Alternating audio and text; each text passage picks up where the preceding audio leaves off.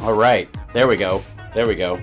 Welcome to the show, everybody. Good morning, good afternoon, good day, whatever it is for. All right, we got some music playing in the background. I don't know why. Welcome. The lovely and talented Tara Dublin, who does indeed rock, will be joining us in a little bit. I was running a little bit late this morning, and it was because we stopped and we were traveling this morning. By the way, hi, like, subscribe, give a thumbs up, support the show. Hello, chat room. Let me bring you guys in on this. But we stopped at a Starbucks, as people are wont to do. And I gotta say, the amount of pressure put on people who work at fast food places during morning rush, and Starbucks, and I'm sure Dunkin' Donuts is very similar, as people are, I mean, there was a line literally around the building of cars. There's a snowstorm outside, and like inside there was a line equal to or greater than the number of people that were waiting in cars outside. And audio on YouTube's good. I just want to check in and make sure everything's all right. Excellent. And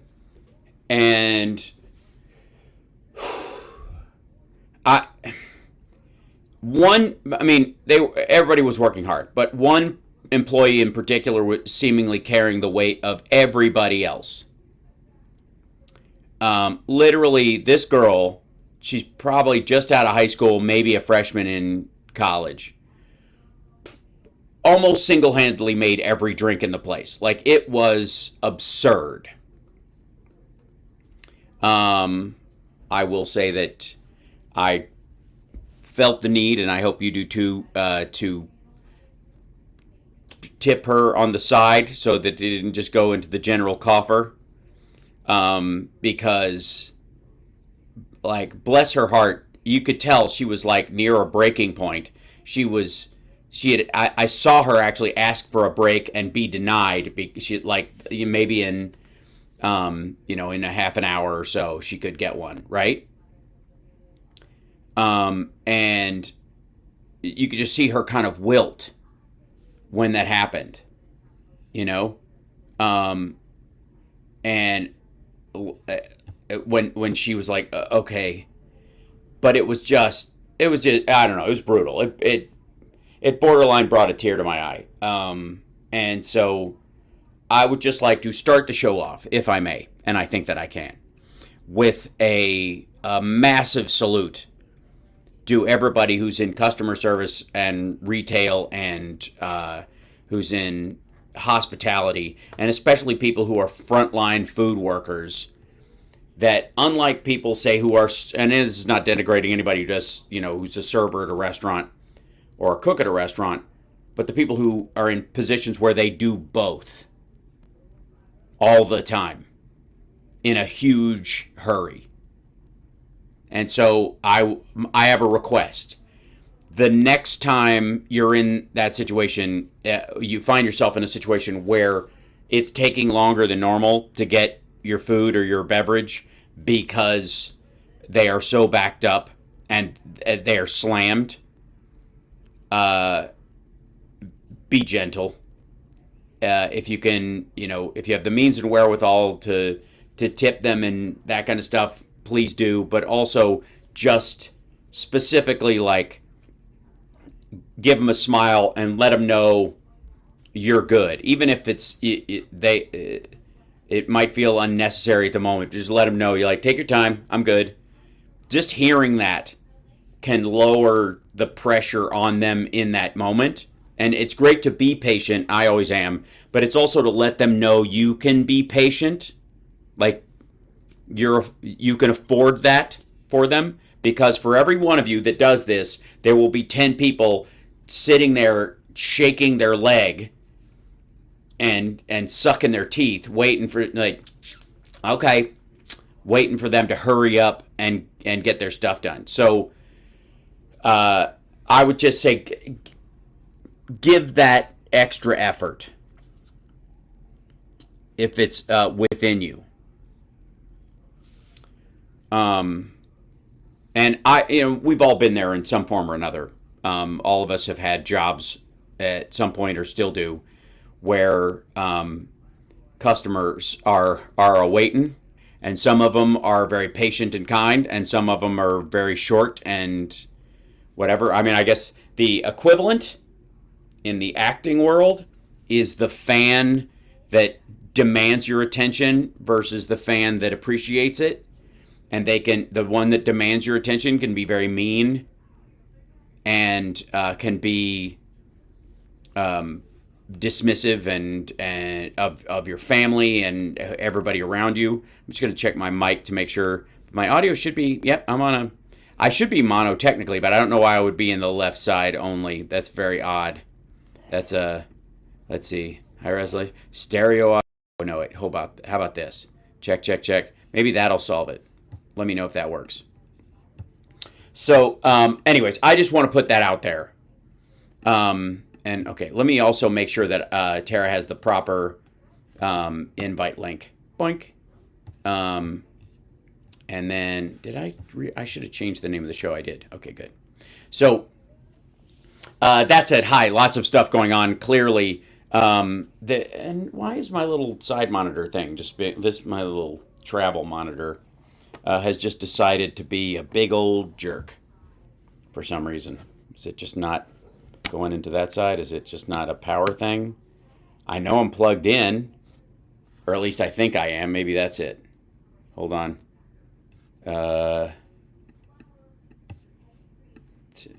I'm checking my visuals and making sure all my stuff. Yeah, it's charging. It's good. All right. No reason. Just being a jerk, I guess. It's just decided to go soft on me. No signal. Are you nuts? Of course there's a signal, you madman. This is my little, like... I've been through 3 of these things on the road, ladies and gentlemen. Ladies and germs. Input type C one. There you go. So it's on. There you go. Yeah, it seems to be all right. And then it just doesn't want to see anything. I don't know what that is. Fun. Turn on, you silly little doggy. Yeah, it worked yesterday. Guess not. All right. This is the nature of being on the road. Always setting and resetting. And it's also starting up very cold this morning. It's really cold here. For those of you that aren't aware, it is woof here in Ohio, where I am. Good Lord. Let's see, display, there you go, display settings, this little guy, okay, please connect it, okay, there you go, trying to connect it again, yeah, just being a dick. I'll have to remedy that by the time I do the show this afternoon, which will be earlier than usual, but it all depends, because we are about to get snowed in. But, let's see, let's see, I'm going to open this. I don't know. I got a better idea. Never mind. Solving it. The old iPad. Just using the old iPad as a second monitor. Just one of the greatest gifts that any of these things ever gave us by accident or on purpose. Will solve that for me in a second so that I can take care and be able to see what the heck is going on. Connect, allow, trust. There you go. And then I should be able to use it as the secondary one, and then I can look at stuff. Awesome. And again, like I said, Tara will be joining us in a few minutes. Is she second hour? Maybe I can just settle this for my own edification and solve it. Yes. Resending there, and now Tara link sent. Excellent. Okay, just checking to make sure. I just want to know if she's in second hour or first hour, so I know how much time I have. It's very important as far as the stories that I shall be covering this fine day. Okay, and I don't want to extend the monitor. I want to get out of here. Yeah, there we go. I want to extend my display. There we go. Whoops. Mirror it. There we go. Instead of, it allows me to link it in mouse, or let's see, advanced. There you go. So obviously, okay, let's jump straight into the news aspects of this while I get this thing. Okay, link. There you go. Display settings. Excellent. Add. There you go. Cool. And then I want to extend. Yeah. There we go. Now it's finally waking up. Oh, yeah, there we go. Now we're finally waking up. Excellent. Because I've got to be able to see you guys and the news stuff and everything at the same time, which is always the tricky part in these circumstances. I guess the biggest thing will be for a while the Epstein dump. Because over the next little bit,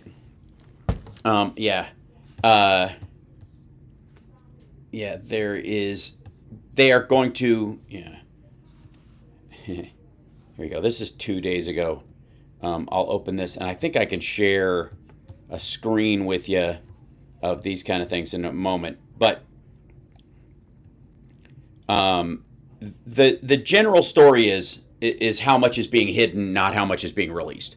The primary story that, and I think that's what writers should focus on in everything they write. Like every time you show something, writers, Substackers, news people, anytime you show any of this stuff that has come out, you go, if this is what they're letting out, can you imagine what they're hiding? Should be the primary way of discussing all of this stuff. Huge redactions, lots of stuff just missing, and then of course this idea that they're going to, this 1.7 million that we talked about on Saturday of new documents that they're going to have to go through before they reach out or before they release the stuff.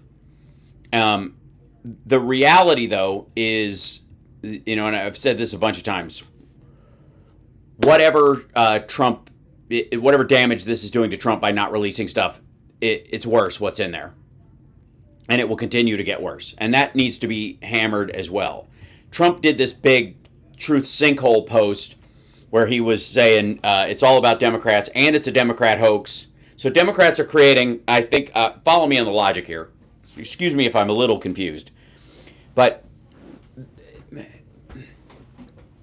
you just can't get comfortable when you're trying to figure this excrement out. But the Democrats created a hoax to frame other Democrats, most of whom are no longer in office or never going to run again,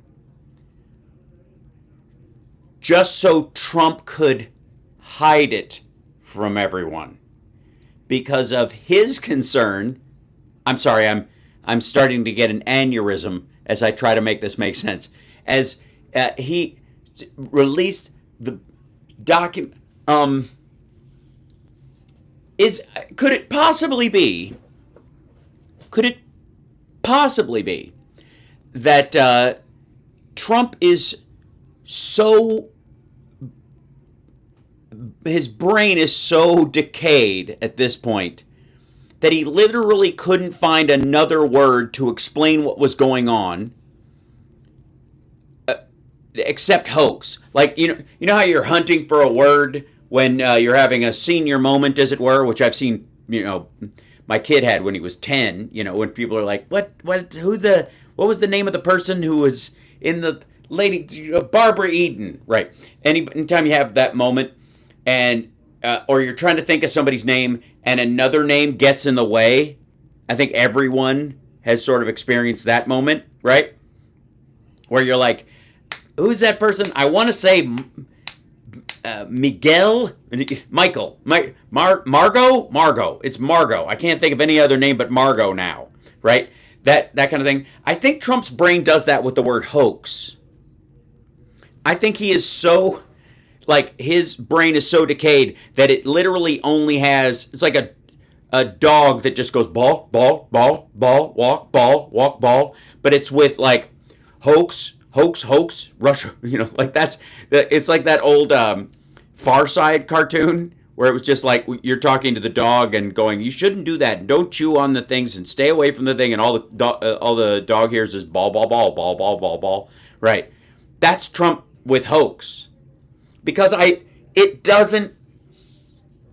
it's a standard way that everything is a hoax, everything's faked, everything's fake news and fabricated, and that's been his way, his automatic get out of BS free, squirrel. That's exactly right. And Biden had a stutter, so he had an excuse. That's literally what a stutter is a lot of times, is that you can't get a word out, so you're thinking of another word to get out that means the same thing that your brain will let you say. Yeah? Okay. So So in the case of Trump, though, I just don't think he can think of another word that means fake or like hoax is carrying all the weight. That's all he can come up with. Because his brain either doesn't know or can't find another word for a setup. It's just effectively what he means. But you also can't. Here's the problem, and this is see if you can follow me on this. I know I'm losing you, but it can't be a setup or blackmail or even a hoax to destroy your career if there's no there. Even within the confines of the hoax itself, there's got to be a thing. There's got to be a something, right? You can't blackmail something. It goes to that point I always say that you can't leak a lie, right? If it's a leak, it's true.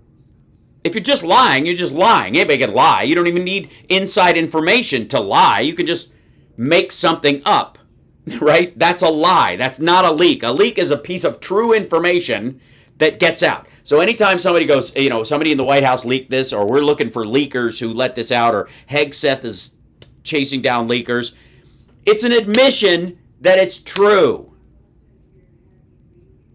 right? That's anytime somebody says that this was leaked, that's an admission, straight out, right? And in the same way that, like, I guess it's like a flip-flop. I'm still trying to wrap my head around the logic of this, but the idea that it's a Democrat hoax that's mostly full of Democrats is the weirdest frigging defense ever. It's so bad. It's so weak. It's so bad. It's shocking. It's like who think about being in a situation where you are worried about something from your past coming out, like like you had an affair, or people are saying you had an affair, and then your defense is, oh, I didn't have an affair. everybody in my church had an affair, and everybody at the office was sleeping with everybody at my church, and they're trying to get this out to go after me. I can't even. It's so stupid. I can't even wrap my head around it. It's amazing. And the thing is, again, MAGA is not buying it. Yeah, witch hunt would make more sense, but it's almost like he's forgotten the phrase witch hunt. All right, so I wanted to see this. Yeah, there are currently, just so you know, there are currently 300 gigabytes of material that's already been released.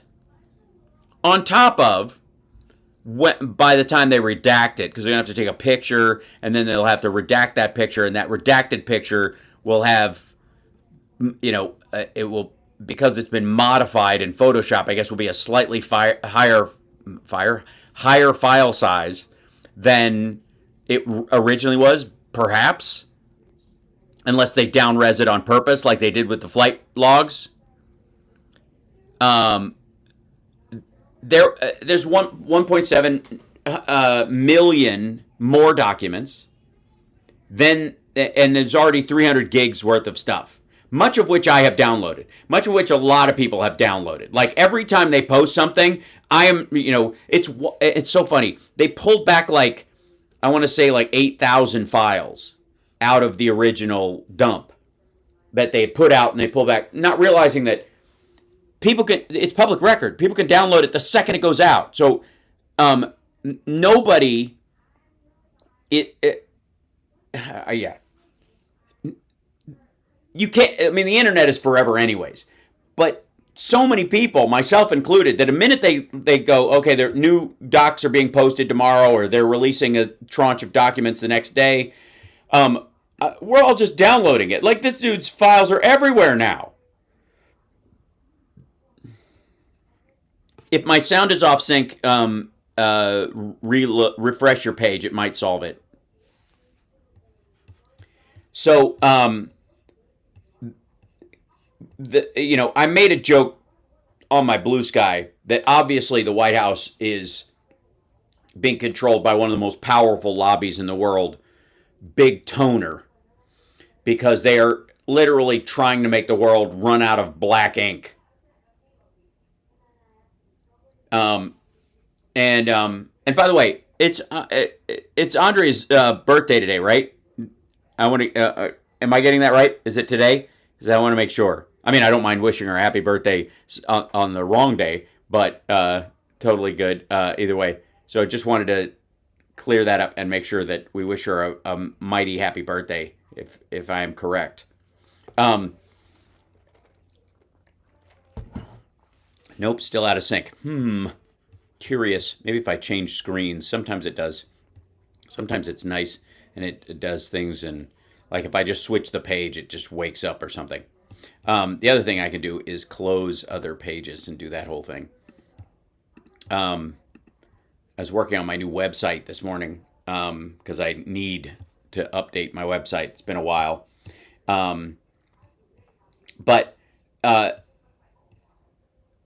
Okay, a little bit inside baseball.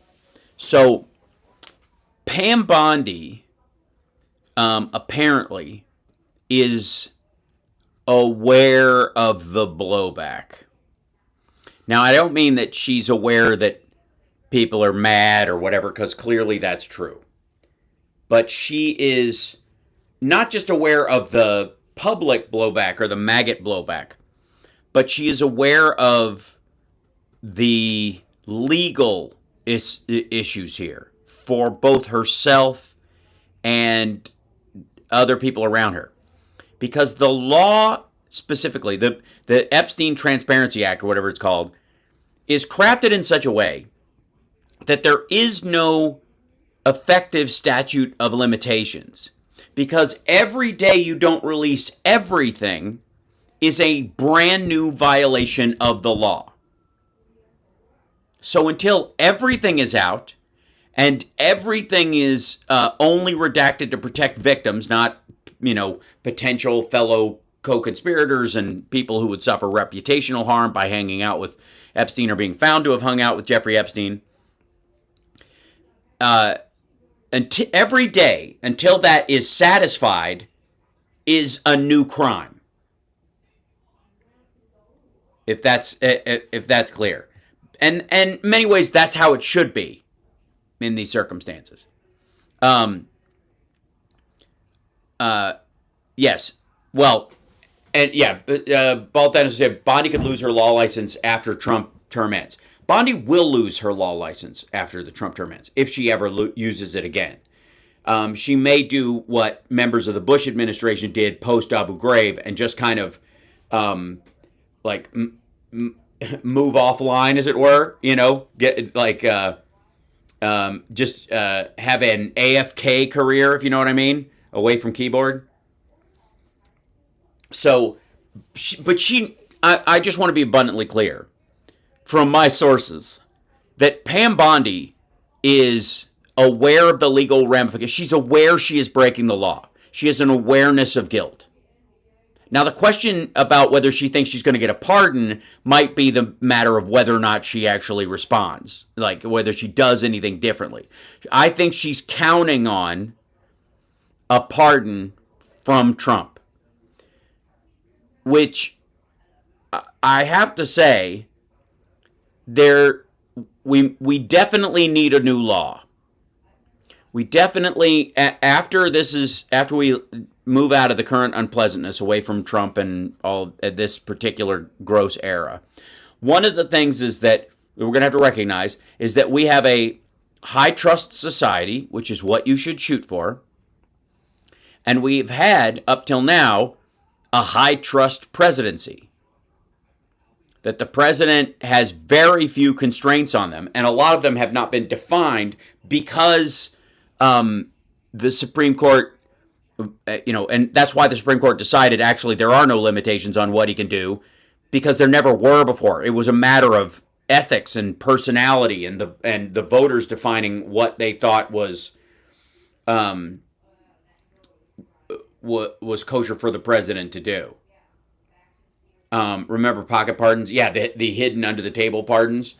Laws don't prevent lawless ignoring them. Well, that's the thing. Okay, so there are going to have to be limitations on what the president can do, and one aspect of that, one of the primary aspects of that, has to be that a president cannot pardon someone involved in a crime that he himself is implicated in, even if by nature of being the president, he can avoid culpability.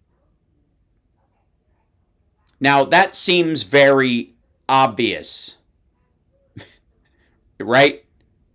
That seems like the most likely. Like Nixon should not have been able to pardon the plumbers, as it were. The vice president being able to pardon Nixon is one thing, because Gerald Ford was not implicated in the criminal activity, right? Yes, and I do mean different, Jose Kelly. I do think there's a difference there, because the person that pardoned him as president was not implicated in the crime that he was involved in. It was his running mate, but Gerald Ford didn't do anything involved. That was all Nixon's crime, right? And the president should have that leeway in certain cases. However, the one area where it should be very obvious, and by the way, whether or not the president can pardon himself, that was sort of asked and answered by the Supreme Court.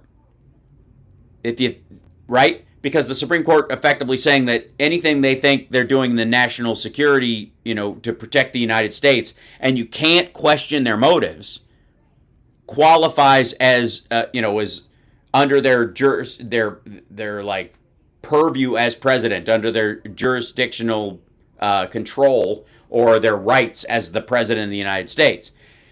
So that effectively is the president pardoning themselves.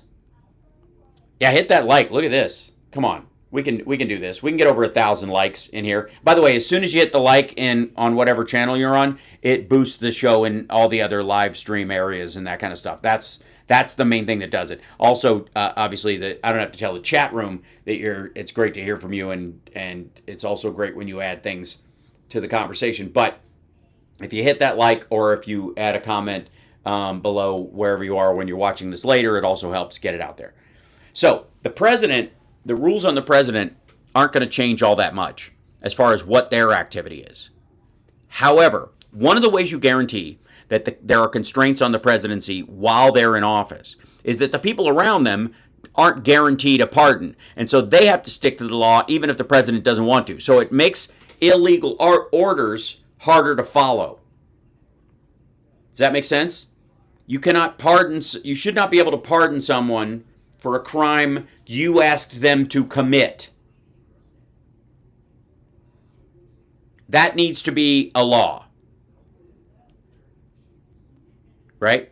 That needs to be, we're going to need that next time. And I'm going to talk to whoever it's going to be. Newsom, Kelly. If that's the ticket. If I'm in there, I'm going to request it from Congress. As President of the United States, were I to be elected, I would request a law, and I would promise to sign it, once the House and the Senate pass it, that a president cannot pardon anyone involved in a crime that he himself is involved in or he himself has asked them to commit.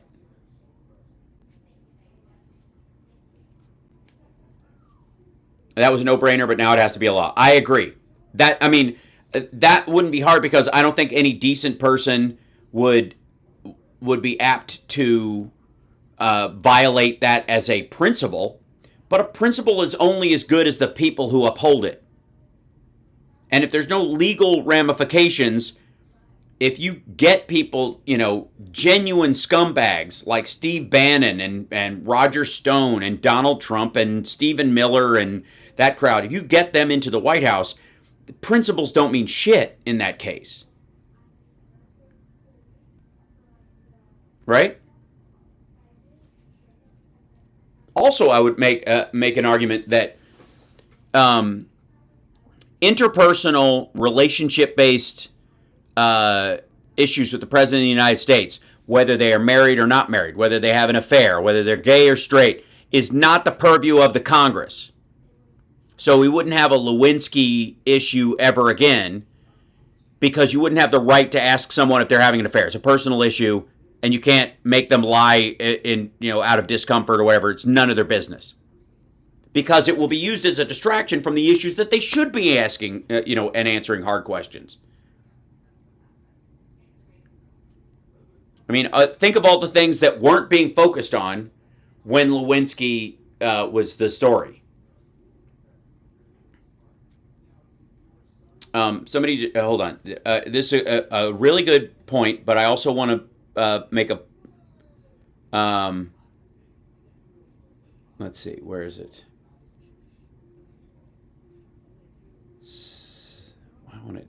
I wish it would show me. I don't like it outlines the thing. The things we thought were laws under other presidents were only handshakes. Yeah. There you go. Yeah. Absolutely. And they can't be, obviously now.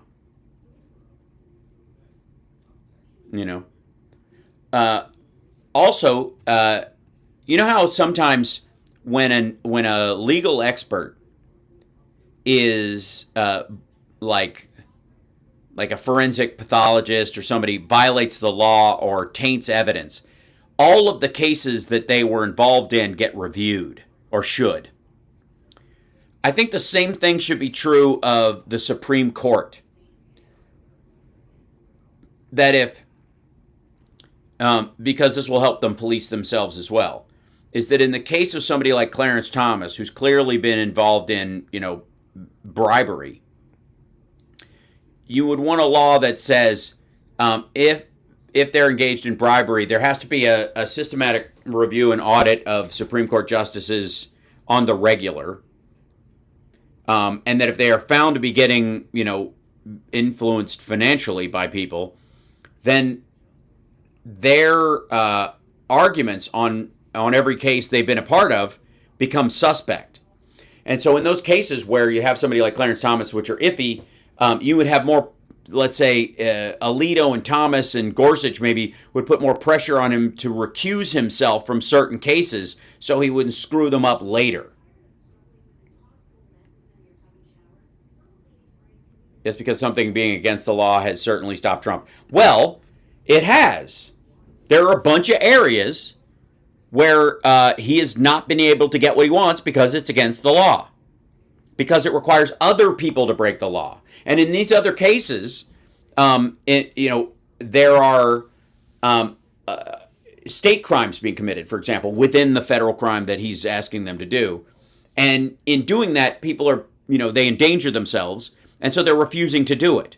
That's why he has such a hard time with like National Guard stuff. It's why he has such a hard time with non-federal actors, governors, even like mayors, city councils, that kind of stuff. The reason why he has that is because they have to violate city and state ordinances when they violate the law on his behalf, and that can bite them in the ass later. So you do see a situation where they just don't actively, they won't follow through, or they're standing up to him and he gets all mad. It's why he starts trying to destroy people that are literally on his side but aren't willing to throw themselves under the bus legally. This and there will be degrees of it. Let me tell you. There will be degrees of people who will go, I'm never going to break a law for anybody. And there are also going to be people who are like, well, he's my president and he's asked me to do something, and even though I'm uncomfortable doing it. Yeah, Tina Peters is a great example. Or like, he can't get her out of jail. It's a state charge.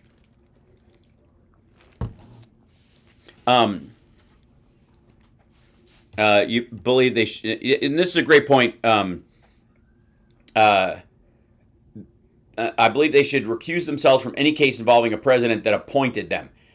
Especially if it's it can't be just a priority, but it should be ruling on the powers of that presidency, and this should be true of any judge that was appointed by a president. That you shouldn't be able to put a case in front of a judge you appointed in that regard. Like a federal judge. You would have to, like the lottery that picks the judge should have to exclude certain people, automatically recuse them. Automatic recusal will be a great way to do it. So this has a lot to do with just, it's going to have to be what used to be a rule or used to be a guideline will now have to be a law. And if that law has the ability to impact people down the power chain, fewer people will want to participate in the criminal activity he wants to do, and they'll turn him down because they know he won't save them, and he can't. He would also have to overtly promise pardons in the process, which would give awareness of guilt, and show that motive that he's allowed to hide through executive privilege. So the Sparks Presidential Reigns Act would specifically have that in it, is that those limitations. The president would not be able to pardon people involved in a crime he himself was involved in. It is definitely going to be a wild year, Tom Wright. Clearly. There will not be enough popcorn. Why are you still going to the Starbucks while, what? There's a strike going on? Because the workers still have to make a living. And they're not striking here. It's not a nationwide strike.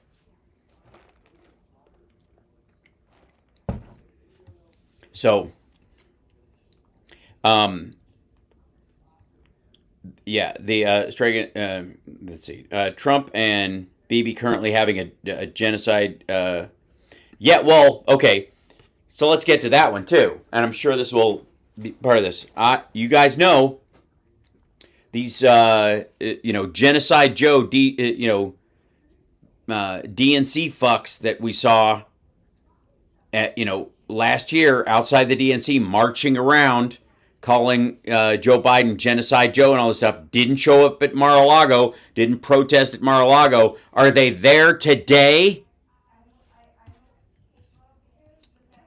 Fuck yesterday, or, a year ago. Where are they now? Where are the people who took over campuses? Where are the faux-gressives who were shutting down, claiming buildings? Why are they not camped across the street from Mar-a-Lago? While Bibi Netanyahu is meeting with Trump specifically for the purpose of deciding, where Trump Tower Gaza, Trump Plaza Gaza will be built. And we, recently the Epstein-Kushner connection showed up in the new document dump. I don't know if you guys saw that. I posted it on my Blue Sky. There are multiple emails about the connection between Charles Kushner, Jared's father, and Jeffrey Epstein.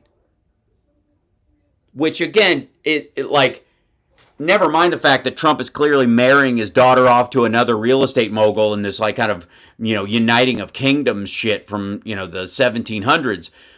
But that they're both connected to Epstein?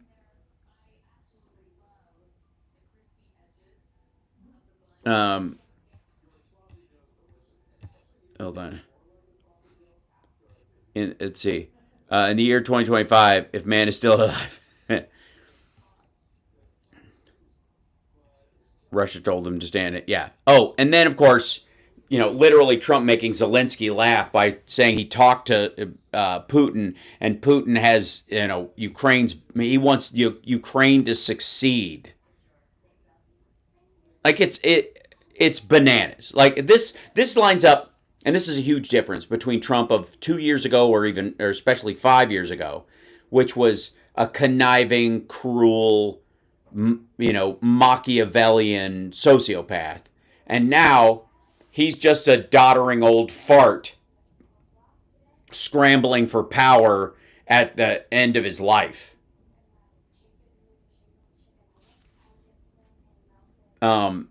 He's making millions hosting these diplomats. Yes, there is definitely, he is definitely doing this so that the government will pay to keep his properties afloat. Because I got to tell you, after Trump is gone, however he shuffles off this mortal coil or leaves office, after that, the value of his properties cadavers immediately. That's why he and Eric and Don are getting into FinSec with their world financial tether tokens, their cryptocurrency stuff. The reason they're moving into that is because they know nobody's going to stay at a Trump hotel after all this shit. Even people who like him wouldn't stay there for safety reasons.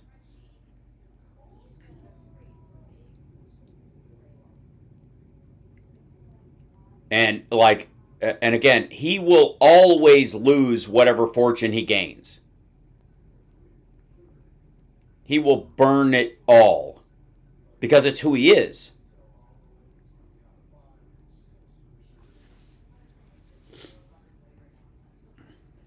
Is that why Barron's replacing his last name? I didn't know that he was. If women can survive, women will survive. I don't like Trump at all. Yeah, well, I think it's a reasonable take. He's a terrible person who was Jeffrey Epstein's wingman. Again, this is the part, maggots. I'm sure we'll have some in the chat room. Hit that like, by the way. We're about to hit 2,000 just in the chat room alone, and we want to hit the like. And this is just in the just on one channel, so spread across all of our services. Let everybody know where you are. And if you're on Facebook, remember, give me an angry emoji from your choice of emojis. And then same thing on on YouTube. Just type in "ooh, I'm so mad," whatever. It's odd, but it helps. Where's Barron? Largely with his mother. Um, yeah, Epstein will be hung around Trump's neck for the rest of his natural life, and it will be an asterisk connected to him forever. Sorry. When Trump destroys America, I hope to find. Let's see. When Trump destroys America, I hope Europe doesn't let his plane land there to find a booming economy he can't fester in. He won't destroy America. He does not have that capability. He will damage it, and he will try to give his friends an edge. But the problem is that he needs a bunch of stuff. Thank you very much for yeah. Boo! House Spark sucks. I'm so mad. Yeah, that kind of stuff helps. Thank you very much. He needs it to survive because America protects the intellectual property rights and the patents of all these corporations and companies that need it to exist. So if it ceases to exist or becomes something where anybody can come in and kind of rewrite the laws however they want, those protections don't mean anything anymore. Yes, right before 2028, Trump will die. Todd, I don't think he's going to make it that long. I'm just telling you. I don't think he's going to. We had Doc Adam on the other show, like what was it, about 3 weeks ago, maybe a little longer, and his prognosis was Trump isn't going to last 5 months. He said he could probably stretch it to 9. Because of Walter Reed and because of the technology and healthcare that is afforded the President of the United States. But since Trump is such a shit patient, he won't do it. Trump is literally going to he's going to ruin his own possibility of healing. His anything that will extend his life or his cognitive ability, he will actively fight out of ego. And the minute he starts recognizing the threat of what's happening to his brain and his body, he will collapse under the weight of the panic. His ego won't allow it. Most of us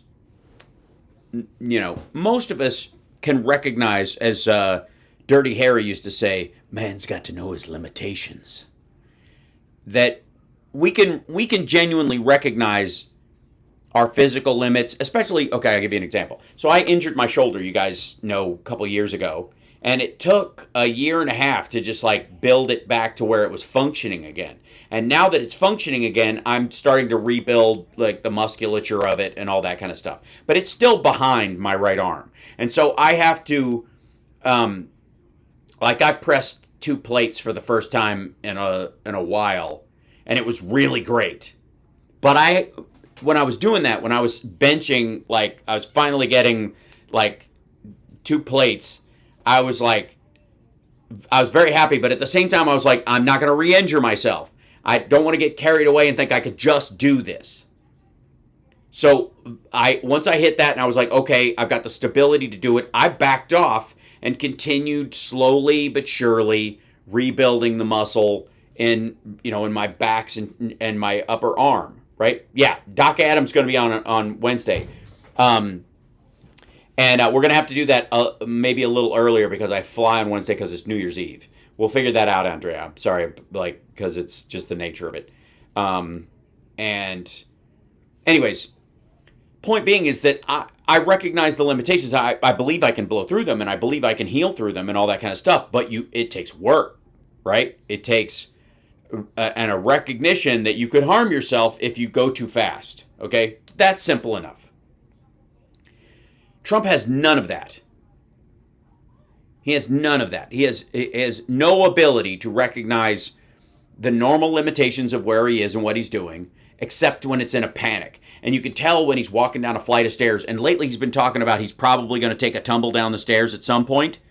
The reason he's been talking about that inevitability is because he is death gripping that railing every time he comes down from Air Force One. right? And because he's not aware of, oh, okay, I've got to be careful. I'm wearing dress shoes on the slippery surface. It's stairs, stuff happens. But he made fun of Biden. He made fun of other people and has talked about how you never recover from falling down because his people intended to make sure that Biden never recovered from it, even though Biden didn't give a shit. He slipped a couple of times.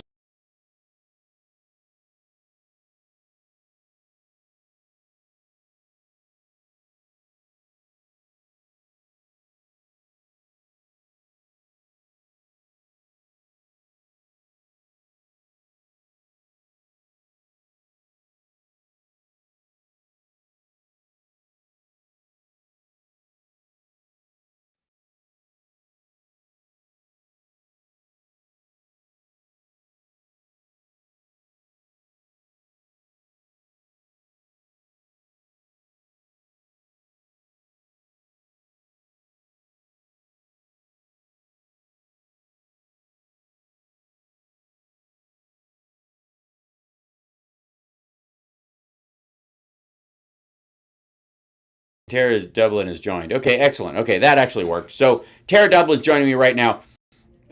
Ladies and gentlemen, let me bring her straight in. There she is. Oh, look at that. Look at that. Hey. Wow, I got a big old screen. Can you hear did. me okay? Yeah, I hear you just fine. Awesome. Looking good. Let me get over here real quick and we'll go into this. And yay, there we are. Yay. Hi. So, it's Monday I was just part 1, Sparklers. Monday part 1 with us yes. today. Because tonight, Hal is going to be joining me on Sirius XM Progress because I'm filling in for our wonderful friend John Fugelsang this evening and tomorrow night as well. So I hope that there are Sparklers who have Sirius XM because you'll be able to call in, kids. That's always a joy, you know, and it's very old school radio, which you know I love so very much. Right. And hi guys, hi everybody. Hi. But see, what I love is I always challenge MAGA people on Twitter to call in and they never do. But here's an opportunity for Sparklers to call in tonight and have a lovely, lively, and perhaps even, dare I say, joyous conversation. Because I would like to, as we say fuckity bye to this shit show of a year, I would like to try to tonight, one of my focuses, like aside from you, tonight my friend Alicia Rose is going to be joining me. She's a filmmaker and an awesome person, and she's doing a documentary called Menopunks, which for any sparklers going through the menopauses, you're going to want to tune in for that. So, and then tomorrow night, Joe Walsh is going to join me. And then my friend Ben Landsverk, our lead singer of Low Bar from the Eagles. Sorry. No, because I hate the fucking Eagles, man. Right. Somewhere out on that horizon. Nope. Come on, man. I've had a rough night. Hey, so, right. Anyway, this is you find your own fucking cab. Sorry. That's man. You know, this is a private. Come on, man. I've had a rough night, and I hate the fucking Eagles. Hate them. I hate them. I can't actually hate them now because my friend Vince Gill is now in the Eagles. Is he really? Yeah, Vince Gill, like whatever, 12-time Country Music Award winner, male vocalist of the year, Pure Prairie League, and then of course his huge solo career. League. Yeah. That's Amy. What you gonna do? Low Bar has performed Amy, by the way. My mom's name is Amy, by the way. Spelled that way? Is it spelled that way? Yes, it is. That's awesome. Coincidence? I think not, considering he lived on our couch when he was 18. Oh, really? Did he? Interesting. Yes. That's cool. Vince Gill. Wouldn't you rather talk about music for this entire hour? Oh my God. I can't wait for this dipshit to like shuffle off this orange coil. And, I was listening to you while I was getting ready, and it's just I still believe he's going out on the toilet like Elvis, and I think that's. I don't think so. I've said it. I think it's going to be the airplane stairs. I think that's why he's scared of it. I think it's a premonition. I think the most and here's the thing. I don't wish death on anybody. You know this. But I also agree. Specifically, if you could pick the nature of said thing, in the case of Trump, I would like it to be very public.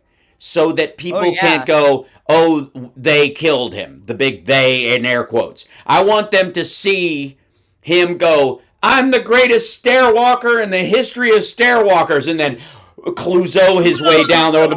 My shoe. I know. Lord help him, Jesus, please. Right? I'm still going. Why Right. aren't you dead yet? Right. Yeah. But that's That why, or honestly, because it's either the turlet is probably where it's going to happen. You're probably right, but I really do wish it would happen in public and in a way that will somehow, and I don't even know if this is possible, satisfy the maggots that it was his own doing. I see. Because that's my only big thing is he's totally unhealthy. His brain is tapioca. He's Right. completely full of shit and not paying attention to his doctors. He takes goes what kind of speed and all kinds of other shit, which are he's got blood pooling in his ankles. He's got double bruises again on both hands. That was the big thing about the Zelensky meeting, right? I saw that. And, I saw that. Right, and he is and all that, and yet if he keeled over exactly as the actuarial tables at any insurance firm will tell you, maggots will go, he was assassinated with an ice dart. And they got him this time. Yes, he was poisoned. That's correct. Yes. Yes, he was by a lifetime of shitty choices. It's a conspiracy from the deep state. He's the other thing. If it's not the airplane steps, like how many times can you fly when your veins have fully collapsed? Right. Like it's honestly astonishing he hasn't thrown a full PE already. Because that's a thing. That's the thing that I love Dr. Adam, by the way. He's my favorite follow on Instagram. Because and every day, the first video I see on Instagram every day is Dr. Adam going, here's more news about the temporal frontal lobe dementia patient. And I'm like, yes, that's what it is. So we've been saying that for a while. And actually, Wendy Williams, the talk show host, she's just been diagnosed with the same thing. And her symptoms are identical to what Trump has been displaying. So, but it's weird that, like, I don't know, Jake Tapper hasn't written a book about it, or it's not it's funny all the time. It's all weird, right? It's weird. And well, he'll wait till after, right? He'll wait until after. Oh. Yeah. Yeah, and not include Scott Jennings in it. Like, how does Scott Jennings still have a job? Like, I'm so frustrated by so many things from this year. But one of the bigger things that I have been personally frustrated by as we shuffle off the evil of 2025 is how far the MSM really sunk thanks to Project 2025. We really saw them implementing that like textbook. And they told us before. They were going to do it, that here's what we're going to do. And Democrats were like, they are. They are. No, okay. Okay. So it's frustrating for me as a truth teller, and as for you as a truth teller, that the biggest truths about Trump are never the big story of the day. They never are. It's always something to distract from the truth about Trump. Like, all of them spent Christmas tweeting about Somalians being the worst thing on the planet. They were tweeting hate on Christmas. They're all angry. Right. They're all upset. They're all mad. Republicans are still not walking away from Trump even after the latest Epstein files dump with the thing with the baby in Lake Michigan. This is where we are now as a society. And MAGA's still like, nope, that's a Democrat hoax. Everything in the Epstein files that makes Trump look bad is a Democrat hoax, but everything else is real. This is the shit we have to leave in 2025, right? This is the shit that makes me want to say fuckity bye to all of this shit and just really try to collect ourselves and remember who we were 10 years ago before this blight on humanity began. I want 2026 to be the polar opposite of 2016 was, because if you'll remember your history, 2016 began with David Bowie dying. That should have warned everybody. That without David Bowie, we are lost as a society, as a planet, real quick. And we have been. All right, real quick. Somebody said baby in Lake Michigan. What? So the baby in Lake Michigan story is that came out in the latest tranche of Epstein documents that one of the accusers in an FBI tip that was never walked out during, I guess, I want to say in the 2000s, in 2008 or somewhere around then, when Trump. or Was it? but I Yeah, don't know. Maybe. somewhere around then. But it was that a girl was sexually assaulted by Epstein and had been introduced to Trump, or was, assaulted by Trump or what have you, but had a baby, was pregnant, and then whoever was serving her up to Epstein and his friends, Her uncle, allegedly. yeah, her uncle, Allegedly. yeah, that's right, her uncle, Mhm. she had the baby, and he killed it and threw it in Lake Michigan. And remember when Trump was talking about people executing babies after birth? Yeah. And we were like, "What are you talking What are you about, you talking about? Right. lunatic?" Now we Yeah. maybe know that because every Where that, accusation is a confession, and you right. don't know where the lunacy ends because the brain, again, tapioca. Yeah. So what's he He can't talking not about? say it. Right, and he's been confessing for a decade about how Yeah. shitty of a human being he is, right? So, And everyone's like, speaking, "Cool." yeah, speaking of confession, I don't know if you heard what Marjorie Taylor Greene said, that Trump yelled at her when he was Oh, angry about the Epstein files. oh, That do one tell. of the straw that broke the camel's back when they were having this Mhm, argument. It was a story in the Daily Beast. I think the New York Times just covered it too. But that she said in an interview that he literally yelled at her. He was screaming at her, and he mhm. said, "My friends will be hurt." That was What his does that big. mean? That means he's a friend and co-conspirator with all the guys who were participating in all this kind of stuff. Howard Lutnick Mhm. was a neighbor. If you found out where some of that My evidence went, friends will be my hurt. friends will be hurt. Also, by the way, that's how he says, "I will be hurt." I was He just doesn't gonna have any say, friends. that's what I also was gonna say that. It's like we're on the same wavelength somehow. It's true though, he Mm-hmm. does not have he wasn't even friends really with Epstein, he was more of a competitor with Epstein. Right. And that Yeah. I would say that truly was cemented once Epstein introduced him to Melania, because we all Yeah. know that Jeffrey got there first. And there's that famous photo of the four of them, right? It's Donald and Melania and Epstein and Ghislaine Maxwell. And Melania's body language is all like, "I love you, Jeffrey. Get on me, Jeffrey." Yeah. And you have to know that regardless of how disgusting this all is, she definitely preferred Epstein to Donald for Right. whatever the reason, Mm-hmm. right? Because he gave Or her even if it was just for the power that he gave her that, over the people that she was being introduced to, right, got right? her She into knew the what side of the US. bread the butter was on, right? Right. And so because of that, like, and everything else about his life that I think even Mary Trump would probably agree to, and she's, a psychologist, a psychiatrist. Yep. But his entire life is one great big revenge fuck because he's a toxic narcissist that feels like he's been put upon. Nothing is his fault. It's all the witch hunt. They did this to me, right? It's all that. That's his Oh, entire I life. I completely agree. But do you know what my favorite new maggot fixation is? Tell me. And I don't know if you're aware of this one. I probably Is am. and like a lot of things, everything new in MAGA that really takes hold and has claws comes out of either Candace Owens or Ian Carroll, right? Mhm.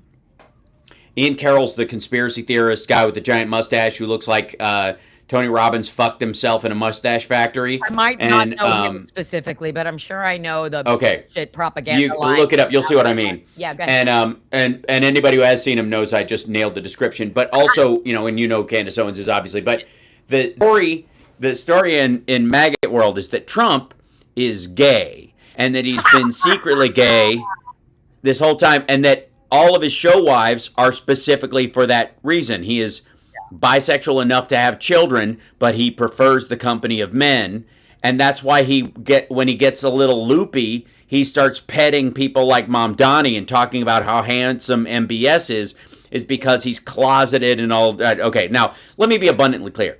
I don't care if this is true, and it kind of doesn't matter what you and I believe. What Mhm. matters is what maggots believe about him. Right. And this is increasingly now. The Kash Patel gay rumors, I assume.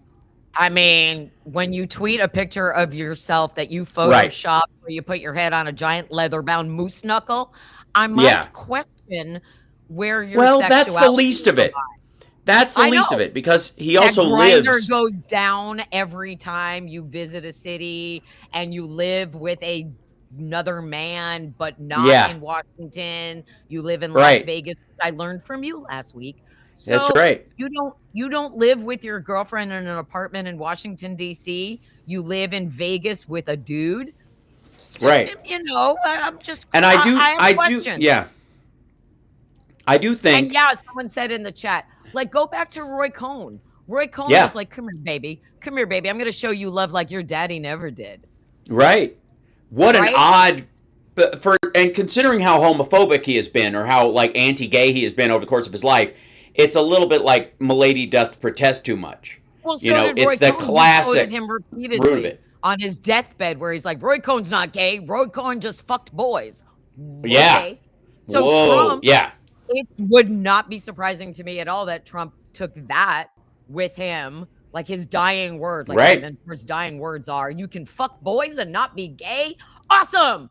Because Yeah. that maybe gave him permission. And then that leads to your MAGA influencers who live on the DL, like your Benny Johnson and your David Medina and your Tim Pool, most likely. And Yeah. specifically Benny Johnson, I'm talking about. Benny Johnson comes Right. to Portland even when he's not assigned to come to Portland. So he and David Yeah. Medina can go to CC Slaughters. And don't tell me I'm lying about that, because I know some gay people in Portland who know who buys drinks for twinks. Okay. Nice try, Benny. But what I'm Right. saying is, look at all of the MAGA projection language. Look who they bully. Look who they Yeah. go after. Ignore what they say and watch what they do, right? So if they're attacking the gay community, look at how many horrific closeted people. Lindsey Graham, so Yeah. closeted, so self-hating that he let Trump compromise him on a golf course rather than come out. Marco Hmm. Rubio, come on now. Madison Cawthorn, come on out, Yeah. Maddie. It's totally safe. It's endless. It is endless. And if they just allowed themselves to live openly and happily, Kamala Harris would be president right now. I'll just Yeah. go ahead and say Well, that. and again, this is one of the reasons why we talk about this the way we do, is because this is not a burden Democrats have, No. and we never will again. We're not gonna. People should be allowed to be who they are and love who they want to love, and that's the question. And one of the reasons why they still have the ability to sort of manipulate people is because in the areas of the country where it is still largely taboo to be gay, and even if it's legal, and even if the greater community is, but the circles like Republican conservative politics and stuff. I mean, Matt Schlapp, please, The right? biggest That, beard in Washington is oh my Mercedes. God, but For literally, real. like a scandal where he was like drunkenly groping his male drivers and sexually And Herschel assaulting. Walker's male aides. That's what Right? happened. Yeah, and Right. like, and again, like, there are only two people stay in the closet these days. One is for allyship in a limited zone. They're afraid the neighborhood or the world they operate in will not accept them, so they closet themselves to go along to get along, and then they have to go, no, I'm not gay, I don't even like gays, they're all gay and stuff. Whenever the conversation comes up, hey, don't we hate those gays, guys, right? We Am I hate them right? so much. Oh my You God. smell nice, Yeah. Gary. Anyways, How do you get your pores so invisible? Yeah, it's incredible. They Like, talk about going, skincare. you want to go Just shopping? someone, I think, Um, I know, right? Ashley in the chat said MAGA stands for make another grinder account. I love that. I love yeah. that. But I'm gonna steal that, again, Ashley. like forced allyship for safety or for security or emotional, physical, financial, whatever. Which again, I will Right. forgive people for to some degree, because I don't think it's anybody's business to out anybody. If someone's not ready to be out, that's up to them. But That's correct. the only people that I think that doesn't apply to is people who are clearly on the down low and wrecking other gay people's lives through their behavior, like Lindsey Graham and others who are voting Right, against exactly. things like that. That is totally that makes you a target, because you're being outed as a hypocrite, not as a gay person or Right. a lesbian Right. or whatever. Like, and so the other, besides that allyship to protect themselves, is because it's kinkier. There's a, Alan Watts had that that Right. amazing thing. It was like, yeah, that like, Christianity is the highest form of kink because nothing's kinkier than making sex dirty. And if you make it like Exactly. Make it forbidden and oh, it's forbidden, so much more right? exciting, Yeah. right? It's so much more Exactly. exciting to sneak around, right? I mean, it's why affairs have the draw in the first place for everyone, That's much right. less That's if right. they're like, "Ooh, if society only knew," right? And so there's an Yeah. element of of that group of people that also enjoy the power dynamic of sneaking Uh-huh. around. Hey, if you Yes. tell anybody, Yes. you're going to get your ass kicked, or you're going to lose your job, or I'm going to mess you up. You better not tell anybody. Right. And that in and of itself adds another layer of kink Yep. to their sort of almost a sadomasochistic edge to their their sexuality, which has Right. again has little to do with the sex part of it and more to do with the person's ego. I know people say all the time that rape has nothing to do with sex. It's about power. I would say that it is 20% power and 80% sex. And because there are a lot of ways you can get power in this world that don't Mhm. involve an orgasm. And orgasm is a Right. very heavy motivating factor for men Right. especially. And so It's I don't write that dominance, off. it's It's right. overcompensating, it's Yes. established, And it's all so when these it's guys do all this, of that. Yeah. and if someone is continuing to have sex with you or hiding their sexuality or any myriad of things because you are threatening them, that is a form Mhm. of sexual assault, in my estimation. Yeah, If you are no, for setting sure. rules for someone's sexual identity, that is a form of Mhm. sexual assault. Yeah. Um, It's like, I recently re-binged Mad Men yet again, and it's like, mm-hmm, one of the characters, that Don Draper has an affair with, she says to him, "I love being bad and then mm-hmm, going home and being good." And it's mm-hmm. that, like, publicly you put on this, Yeah.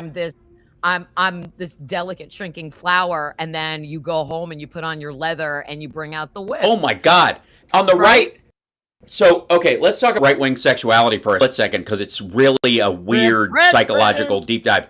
Yeah. Repression is a hell of a Have you ever thing. It's read always gonna come out, always. Atlas Shrugged or The Fountainhead? Fuck no. Atlas Ayn Rand. Okay, I I've read avoid both of them. I I had avoid a her, I so had an okay. I know about it, but yeah.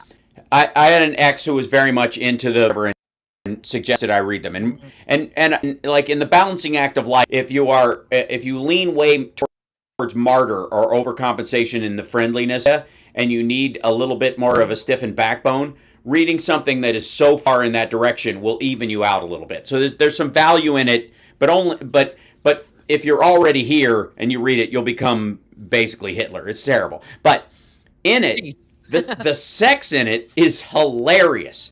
It basically True. is like because they don't ever she never writes it because she couldn't possibly because she's so asexual as a human being that she has no Uh-huh. understanding of a connection between another person. So she describes the before and after.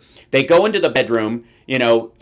Dagny Taggart and whatever, and Reardon or whatever, these two heads of industry, a strong woman and a strong man, and they Uh-huh. come out afterwards, clothes asunder. She's got a fat lip. He's, like it's like she wants to be like choked and beaten and all this other stuff, and he comes out like straightening his tie like he was, whatever the whole and but the whole purpose of it's so rooted in this repressed anger based power Yeah. struggle of sexuality and of like and sort of a pathological anger about submissive sexuality, which I Mhm. would argue is the thing that most people ironically fear more in their own lives than anything else. And that's what she sort of taps into, is that to your partner both directions seems like a giving away of power all the time in our modern society in such a way that it used to be Right. normal in one direction or another, right? Men would submit Right. up until sex and women would submit once sex could occur.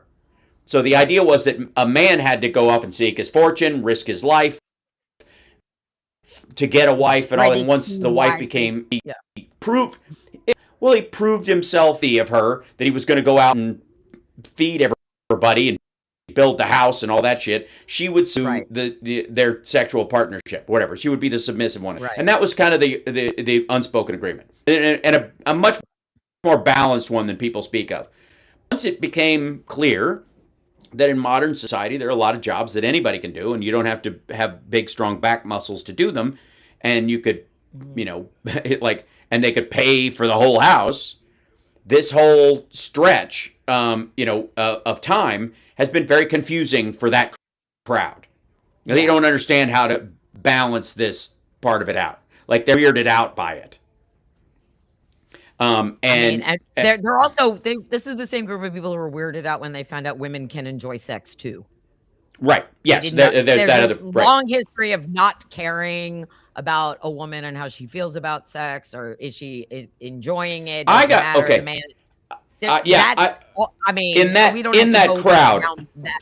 in, Right, in that but crowd, there's been a distinct difference, I would say, and a strong bifurcation through literature, through societies, in the authoritarian parental figure, of father to his own bride, mhm, attitude of a certain of half the population, and the other half of the population, quite frankly, with a Casanova reflex, which is mhm, the idea that I must always entice my partner so that she wants to submit to what I'm doing.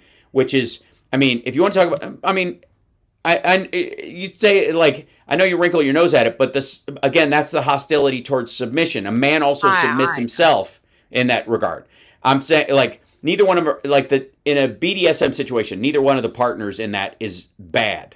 Each one is getting what they want out of that power dynamic. Even if right, you seize the power of your own desire to go, I don't like to be the driver of this bus. I like to be mhm, the passenger.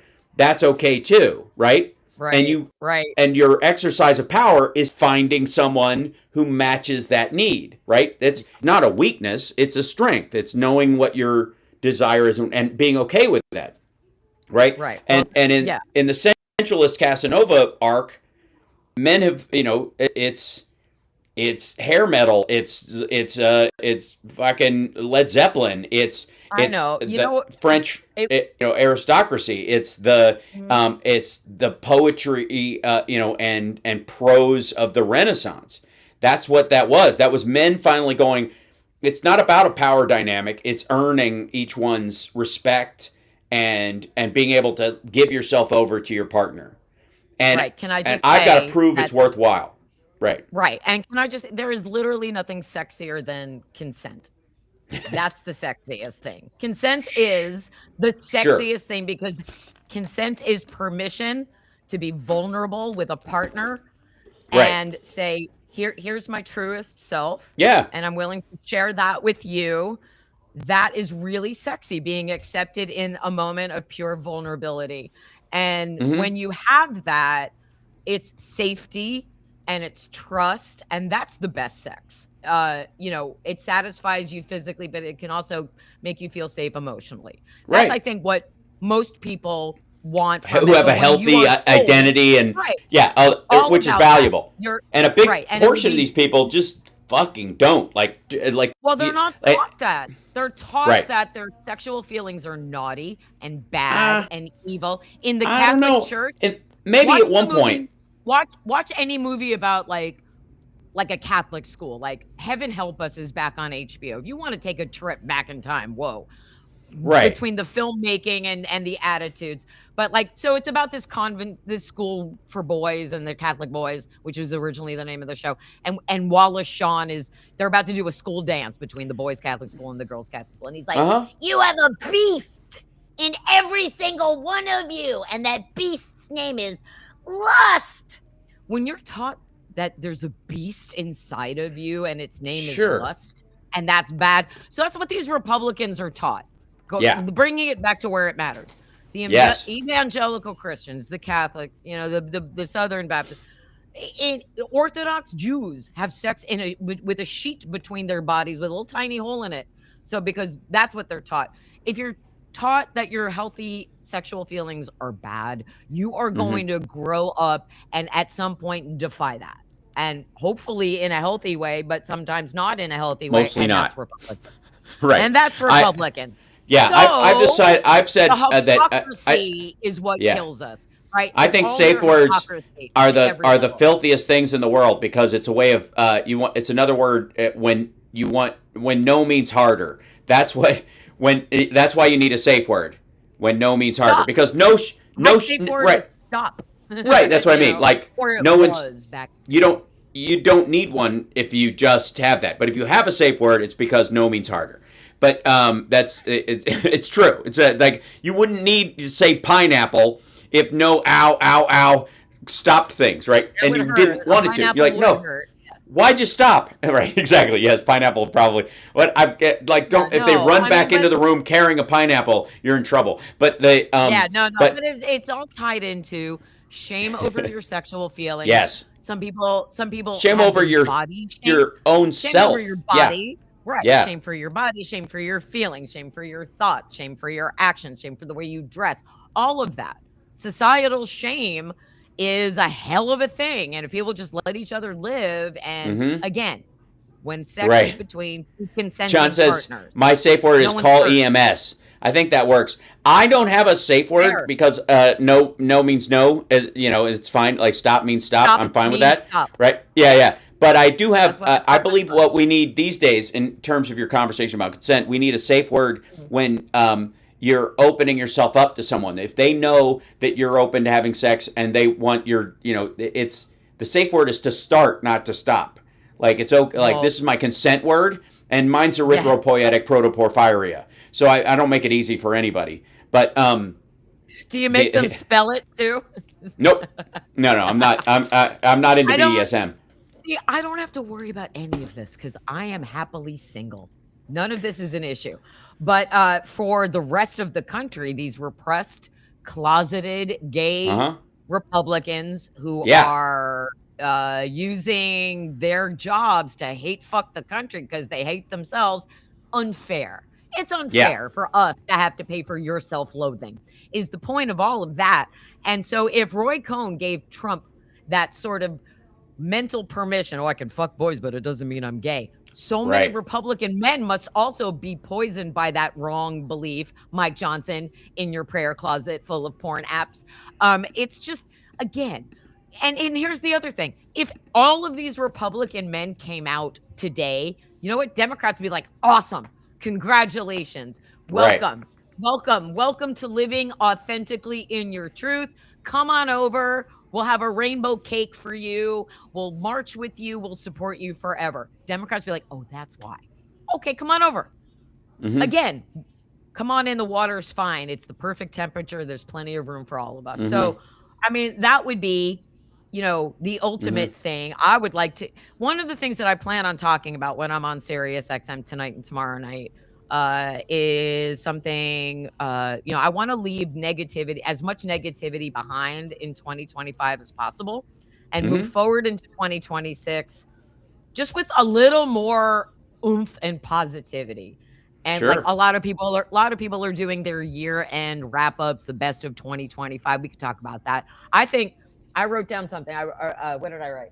Oh, 2025 is when reality took a gap year because it's just like Mm-hmm. this year was so ridiculous from the beginning through every step of the way, and there were very few things for us to be like excited about or nostalgic about that we would want to take into this next year with us. And I wrote on my Substack, which I hope everyone subscribes to, Mm-hmm. um, what we need to do and take what I plan on taking with me into 2026 is just the good things that I already had, which is, sparklers. I'm going to take sparklers Yeah. into 2026. Sparklers are always great. My cats, my friends, my family, my low bar corral, my all the Taylor Swift content that we got this Mm-hmm. last month, all of that, and my book.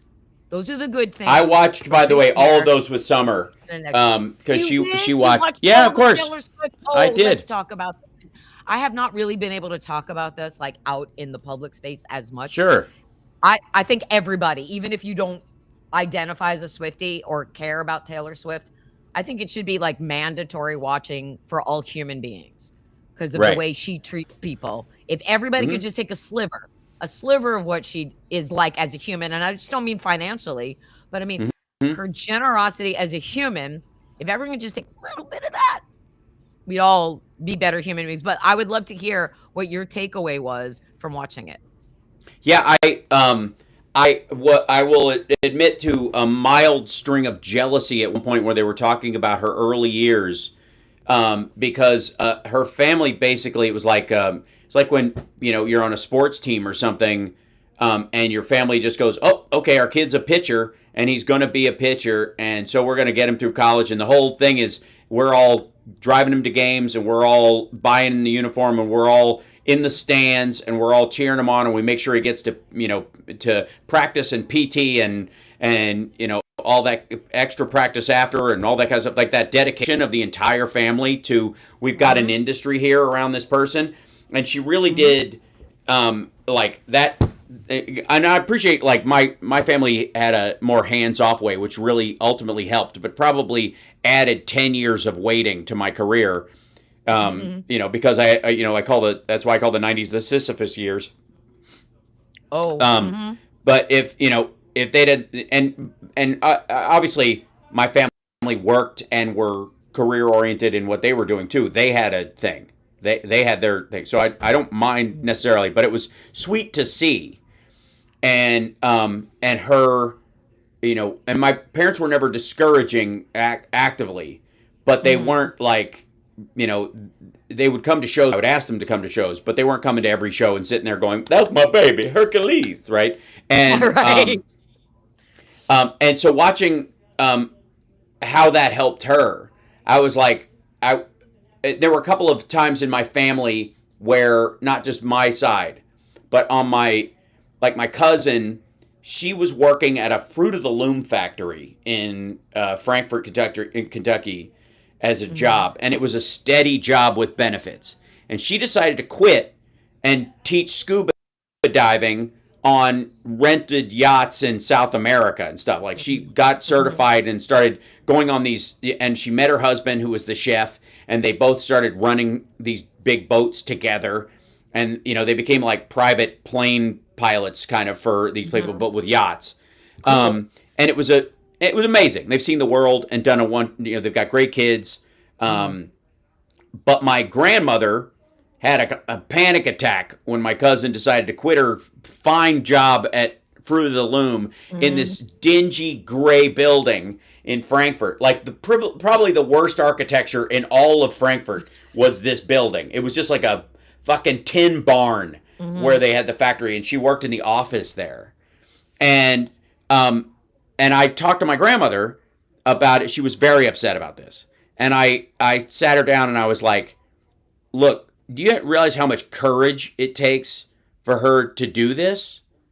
To follow her dream, to do this when it's not normal, when it's not. And there's a whole world out there where she's got plenty of work possibilities. This isn't like she's decided to do, underwater basket weaving as a major in college so she can teach about it and write, dissertations. Right. This is a skill set, and it's important, right?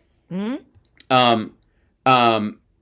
so I was probably the worst person to have this conversation with my grandmother, because I had left to go be an actor, and that gave her the vapors as well. I'm sure. And she literally had a conversation with my dad and said, "Why are you letting him do this?" Letting an adult, letting your adult child. Well, Well, no, I was 16, 17 when I started working professionally. I mean, but even at that point, like, your parents don't really have a whole lot of say on what you decide you want to do. Oh, they have it until you're 18. They do, and they have it where you'll go and what you can do. And then my grandmother came to a play, and halfway through the play at intermission, she asked my dad, "When does Hal come out?" And my dad said all of his scenes were in the first act. And she didn't even know it was you. Wow. Yeah, she didn't recognize her grandson. And that's when she was like, "Oh dear, he's good at this." Shit. Yeah. Now I have to be supportive and whatnot. Yeah. So in watching her family do that, and like just everybody put their lives on hold, it was very inspiring in that regard. In that, ultimately, what they also did with their support was, like, there's that little scene where they keep replaying where she's getting this guitar for Christmas and she's pulling it out of the thing, and she's so excited about it. And she went to work Yes, she did. That's Yes, the she's a very thing. hard worker. Yes. Yes, she is. The And and, no, go ahead. okay. Well, one of the things that I learned, because like I'm a Swiftie, but I don't know, I don't sit there and watch her videos for 5 hours and try to find every Easter egg. Like I don't get into You're that. right. But I learned a lot about her family that I didn't know. Like I knew her grandmother Marjorie had been an opera singer. What I did not know was, first of all, they're like Taylor Swift looks exactly like her grandmother if you put a brunette wig on her head, which is crazy. Hmm. The other thing that I learned is that Taylor Swift's mother, Andrea, speaking of which, we have our admin, Andrea. It's her birthday. Happy birthday. Yeah. Happy Happy birthday. birthday. I hope there's a giant cake Uh, in front of you, by the way. Anyway, so Taylor Swift's mother, Andrea, her mother is Marjorie. Marjorie was an opera singer. Andrea's life was about supporting her mother's opera career. Everything was hmm. about the mother and the mother singing and the mother, they following the mother around. So it was very natural for Andrea to do that for Taylor. Like, she's Hmm. like, I grew up in this life. I grew up being somebody's support system. Now I'm going to spend the rest of my life being somebody's support system. But she does it Yes. with love and with grace and with joy and with happiness. And what's also really cool is you get to see how, like, as a Swiftie, I saw all of the videos that like that are in like that the fans made, or I saw this happen or saw what that happened. I didn't know her mother is the reason Taylor met Travis Kelce. I didn't know it was Yeah. her. It was her idea to sing "It Was the End of an Era" at the show I was at. Hmm. Yes. Like the things, the way that they support. But the more important thing that you learn, and I'm sure you saw this too, she has Hmm. the generosity of spirit. Like we all know she gave away like $197 million, which is a Yeah. crazy amount of money to give Yeah. to every single person on her crew, wrote them letters, That's sealed right. it with wax, like crazy, crazy, crazy amount. The generosity that she does, she gives to other people when she shares the stage. In this Yeah. documentary, she gives space to other people. You learn about her backup singers, you learn about the dancers, you learn about all of these other people. She could have made that documentary 100% about her, and she doesn't. She doesn't Yeah. make it all about her. She doesn't make anything all about her, and she does it in ways that are very small, which matter. Like when the one backup singer, Jesselyn, is talking about when Taylor is introducing her to people and she's like, we sing together. Taylor doesn't say she's my backup singer. She says we sing together. And that kind of language, oh, Hal just disappeared for a second from my view. Um, but anyway, what she doesn't are we still on? I don't know. Does everybody see Hal gone but me? I don't know. I don't know what's happening. What's going on in the chat? Am I still here? Are you still here? Are we on? Are we there? Are we okay? Hal seems frozen. Oh, now Hal has disappeared. So I don't know what's going on. Am I here? Can someone in the chat tell me what you're seeing if you're seeing me? Am I still here? Is Hal gone? Is Hal coming back? He went black. Am I still here? It's just me. It's my show now. Ha ha. Everyone buy my book, The Sound of Settling, a rock and roll love story, available now at TaraDublinRocks.com. Is this just my show now? Hey, awesome. I feel so powerful. I'm going to keep going. He's going to come back at some point. I'm going to keep going. So while he's gone, let's just talk about my book. My book is a rock and roll love story. And what I did was, and I don't know if Tammy's in the chat, but Tammy helped change the link from Tara Dublin Rocks. It used to generate to Amazon, but now it generates to Powell's, so that you can buy it from an independent bookstore and support an indie author. But also, I self-published it on Amazon. You can still get it on Kindle, and you can get it as an Audible if you want to listen. One thing I learned about Taylor Swift is she likes to listen to audiobooks. So let's get my book to Taylor Swift. I'm a scamp. Am I a scamp? Tara Dublin, Megaworldwide. It's like, hey, there he is. Sorry. I've been holding it down as I do. I just want you to No, know. I saw it. I saw it all. I could hear you. I just my camera went sideways because of the internet here. I pirated But I'm fine. It's a terror Yeah. takeover. Anyway, guys. But so anyway, what I was saying was this. We're at the end of the year, and this has been a really shitty year to be trying to get a book deal, which I've been trying to do forever, as you know.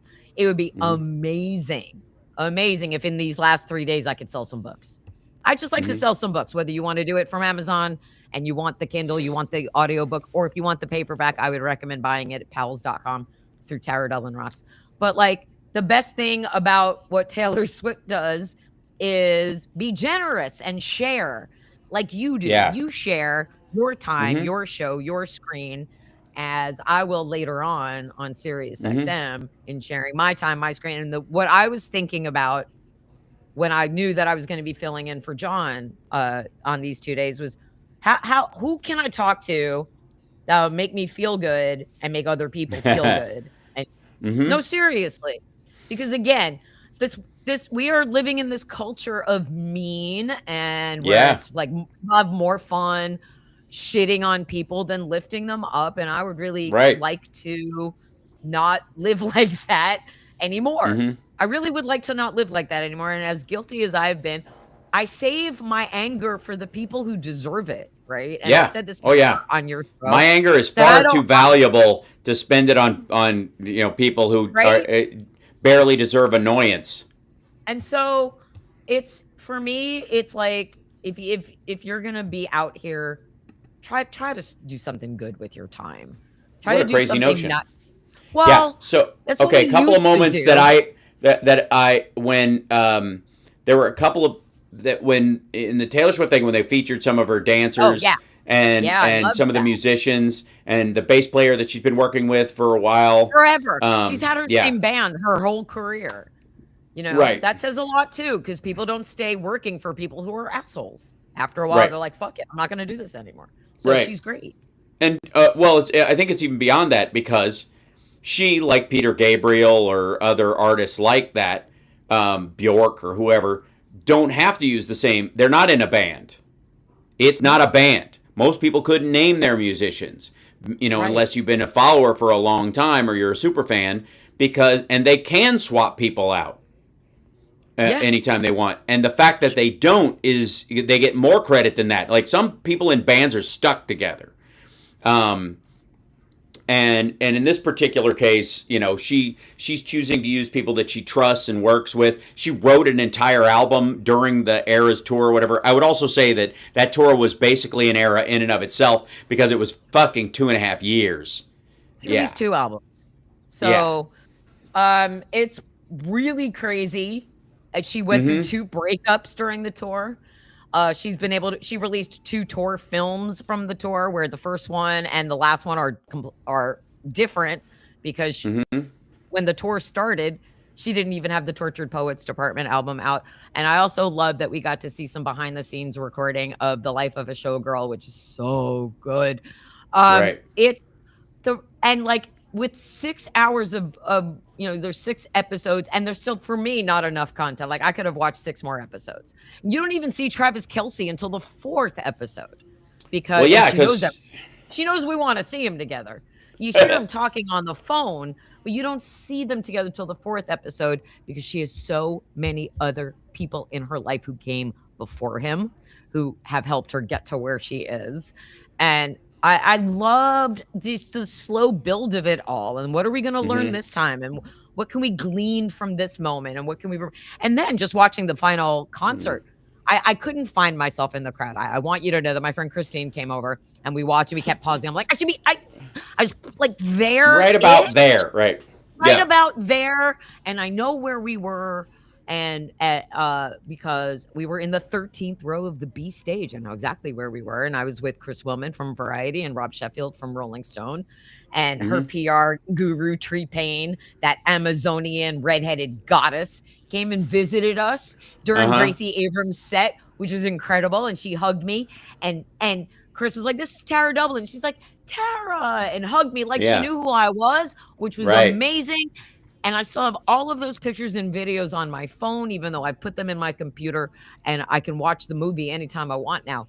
There is something about like the feeling and the safe space that she created in that room that like I want to be able to share with people and make them understand what it felt like.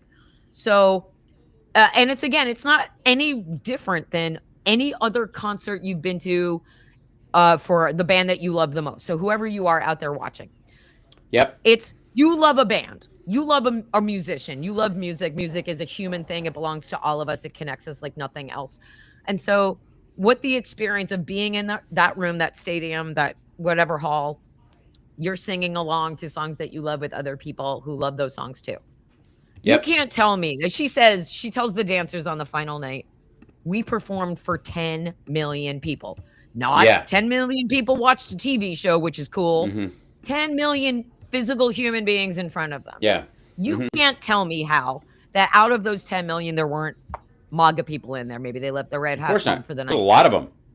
But what I love Lots of about them. it, I would what argue I the right, more plurality. than you right, and more than you would even, if you had to guess, it would even be more than that. Yep. That's what we should be as a society every single day.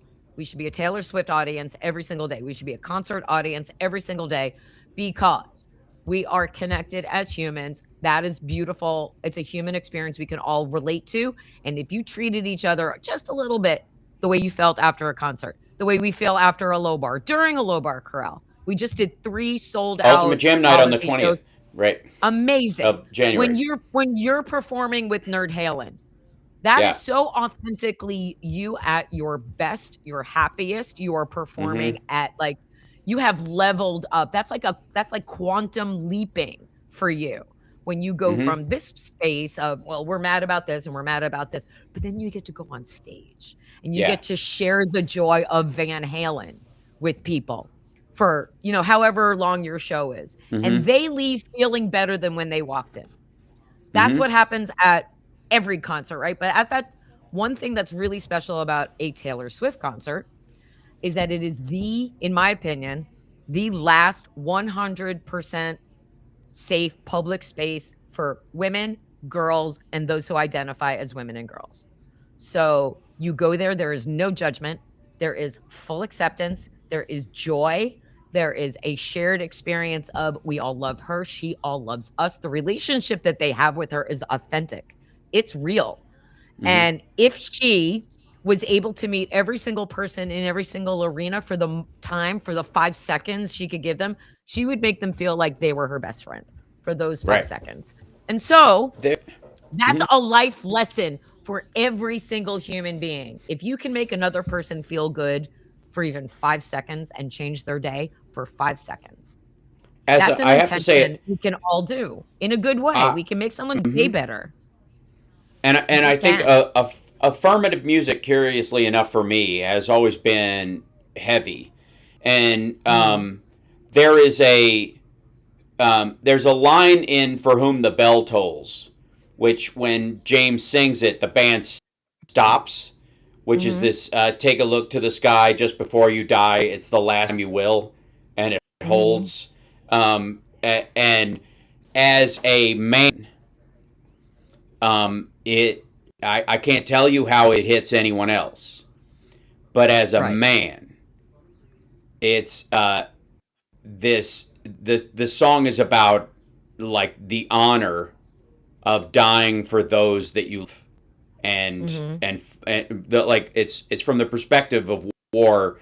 It's sort of like it's the opposite of one. Like they balance that story both. It's a full complete idea. But that line in there, you look around at a stadium full of multitudes, and in the same moment, like everybody singing that line together, and there's a resonance that happens between the audience and James in that moment that gives me goosebumps every time, and it's necessary. It is tonic. Oh, there he goes again. Well, he's left us again. He's not wrong about the power of music. And as I was saying, and I'll just keep going, I come from music radio. I was on the radio here in Portland for 5 years, alternative radio.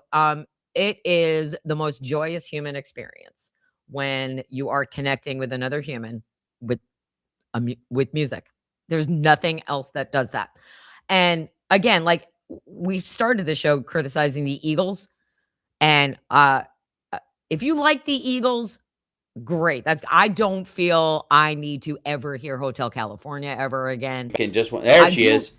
Hi. There you are, and he's back. I was just saying, continuing the discussion of music and how I used to be on the radio, and if talking about how music is healing and then connects us, and like if you like the Eagles and I don't like the Eagles, I'm not gonna say that doesn't make you any less of a valid human being. We just are not Right. going to sit in the same room and hear the same thing if someone forces me to listen to Hotel California.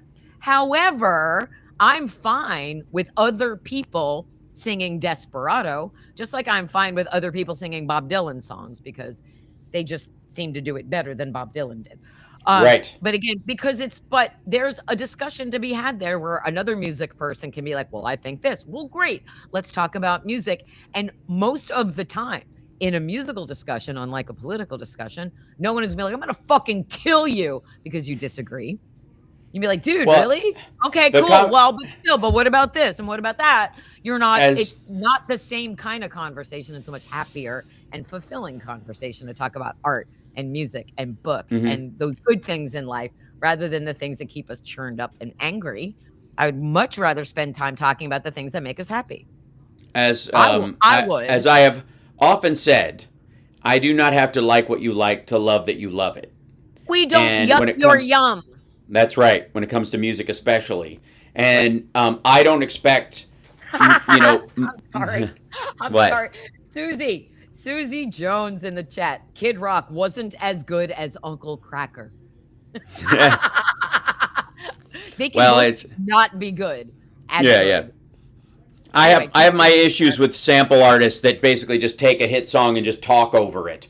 It's Not like good. somebody at a Not a party fan. who's talking during my favorite song. Like it comes on the party playlist Uh, and somebody's just yelling really loud. That's what or that at a shit's a show. The welcome worst to is when Puff you're Daddy's career.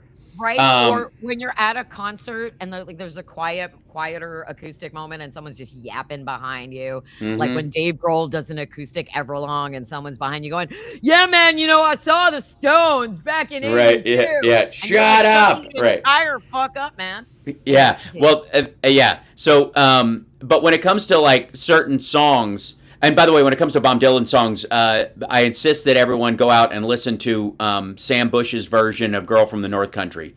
Okay. Um, it's a him on solo on mandolin, and it's amazing. Um, yeah, and Sam came by and saw my dad when my dad was dying, and Aw, Sam's awesome. Yeah. that's So that's yeah, kindness. Mhm. my dad loved Sam so much he wanted to stand up to give Sam a hug when he was leaving, and he couldn't Aw, barely oh my stand. God. Yeah. Here, what's great? I'm watching the comments fly by in the Mm-hmm. Because we're in very here. popular. I love that. I Yep. love that. And the Soulcraft, I'm gonna have to talk to you about this Eagles of Death Metal. The Eagles of Mm-hmm. Death Metal are a band that when I was on the radio here on 94.7 in Portland, Eagles of Death Metal, very different from the Eagles. And I'll say Yeah. this right now. I would rather listen to the Eagles than the Eagles of Death Metal because the lead singer of the Eagles of Death Metal is Cuckoo Bananas Crazy MAGA. Sure. Yeah. Cuckoo Bananas. Yeah. Huge Republican. When I met him in 2008, right before Obama was elected, he had Right. nothing good to say about Barack Obama, but he was also snorting brown meth in front of me when he was doing Listen, that. that He's like, tracks. this is the best brown meth in the Southland. I'm like, awesome. What would you like me to say when I introduce you, and how fast can I get away from you? And he Mm-hmm. loved me. He kept trying to put Right. his hands on me, and I had a boyfriend at the time. My boyfriend was in the room, but the way he talked about politics in 2008, pre-Twitter, pre-social media, doing all of this, insanity, Yeah. where I backed away slowly because I was Yeah. afraid like he might get violent. He hated Democrats so much. And Well, there's a and yeah. that's one of those where you're like, oh man, you're like this fun party band, and you're all about love and sex and death metal, and it's all about love and loving your fellow man, and you're sitting here snorting brown meth and telling me that Barack Obama was born in Nigeria, wherever he thought Kenya. he was, Kenya, and he said lots of racist shit, including the N-word. And I left that back room very quickly because Mm-hmm. I was just like, what? And when I went into work the next day, I very calmly asked my boss to never program Eagles of Death Metal during my show anymore. Mm-hmm. Because when someone shows them that much of their true self, meth Yeah. or no, you're like, bye now, bye-bye. So And even though Yeah. they did the right thing because they were in France when the horrible attack happened, and they did the right thing, and they were, they played a show and they made No. up for it. You still are a horrible, horrible person. Like, it's just like Well, I'll give everybody an off those are ramp to come around. dead. And there's been a bunch of people, that have gone through these phases, especially as musicians. And I think this applies to people who are isolated in their art, like James Woods, where people just don't have friends or anything to do. Somebody just Right. said, I bet Hal knows Newgrass Revival. I know them personally. Yes, I love those guys. And Friday Night in America is one of my favorite albums of theirs. But just listen to Sweet Release and call me in the morning. Take two playings of Sweet Release and a nap.